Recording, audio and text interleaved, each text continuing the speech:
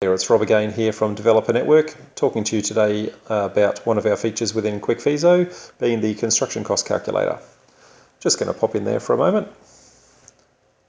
The construction cost calculator comes preloaded with a couple of predefined dwellings that already exist. You can see there's a 3-bedroom townhouse, a 2-bedroom unit, and also a 1-bedroom bed set. These are here by way of example only. You can certainly go in and edit these, or alternatively you can create your own by clicking on the Add button up the top. For the purposes of this demonstration, I'm just going to show you how to edit an existing one.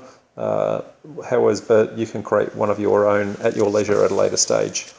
First of all, I'm going to talk about what this summary screen here is telling you.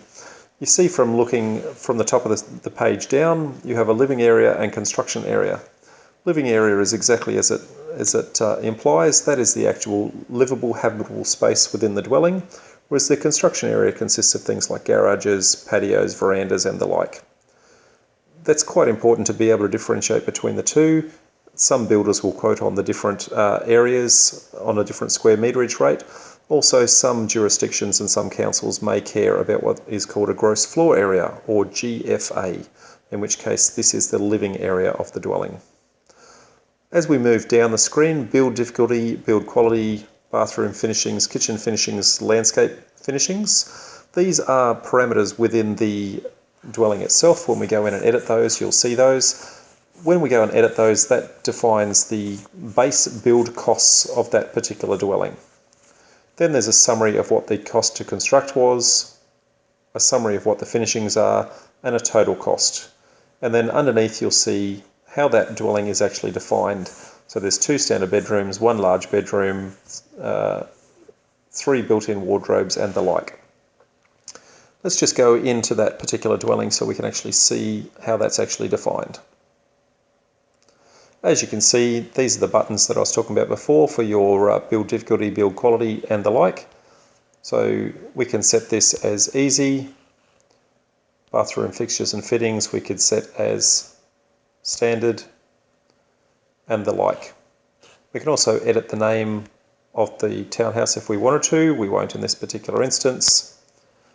But as we come down here, you'll see that there's a range of rooms that have already been predefined, and they're pre-populated. In this instance, there are 2 standard bedrooms, which are 3.6 metres by 3 metres wide, and 1 large bedroom being 3.6 metres by 3.6 metres.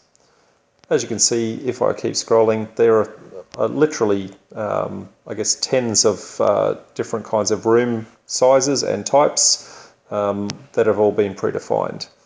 If you, for example, think that a small laundry of 3 metres by 1.5 is a little bit too small, you can actually go into the settings area within the app and go and edit those.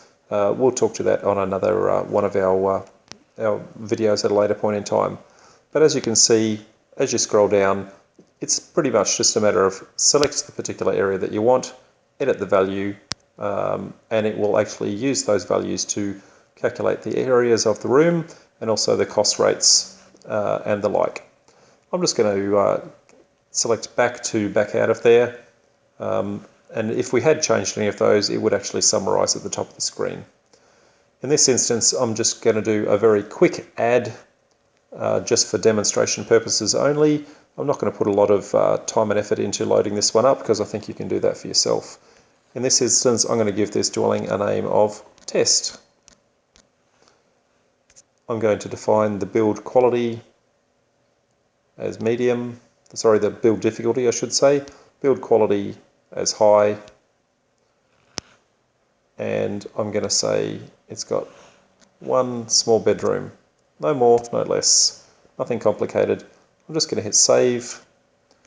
That does all the pre-calculations as I was talking about, and you'll see it pops to the top of the screen. Now, that makes it really easy to find. This isn't a real dwelling, obviously. Nobody has a 1 bedroom all by itself. However, you can see the basic parameters in how to actually go and do that. Now, because that's just a junk one, I'm going to go back in and delete that. So if we pop back into it, hit the delete key, asks you if you're actually sure, we say yes, and then it's gone. And that's the end of this demonstration. Thank you very much for your time. Bye-bye.